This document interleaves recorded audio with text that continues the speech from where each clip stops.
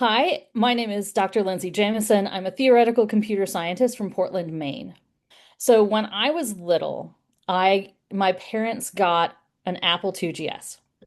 You may need to Google that to see what it looked like. But it was basically a little box that had a screen on it.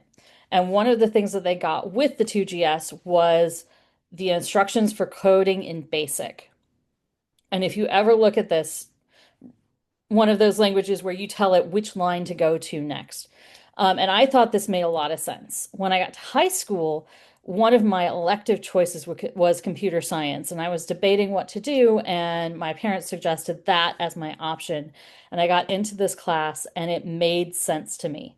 The instructions you were giving the computer, the logic was something that it didn't necessarily come naturally to me, but I understood the flow of how it was supposed to look. And that feeling of being able to do this was something that made me want to continue doing it. And the challenges there were not fall off a cliff challenges, but rather like, how do I go down this hill in a controlled manner type of challenges. So it made it so that everything, well, I couldn't necessarily see what the path was. I could see that there existed a path and I could keep doing this sort of computer science stuff.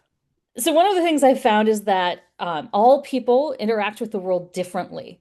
And by having a diversity of genders, a diversity of races in computer science, the approach to that problem is going to be different and is going to add texture and depth to your answer to a problem that would not have been there if the team was completely the same. And so I think it's really important, whether that's coming up with a new piece of software or thinking about how to learn about something with the various research that we're doing, you have to have diversity of all sorts on your team in order to get the full breadth of what the world can possibly be with that answer. Night owl. That's hard to choose from. I crochet and I read. And I don't do audiobooks, so I can't do them both at the same time. So those are my two.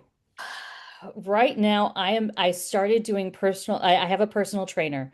I am learning how to do strength training and be stronger, physically stronger. So I'm old school, so it's combo of paper notes and whiteboard depending on how many errors I think I'm going to make. It doesn't have to make sense at the beginning.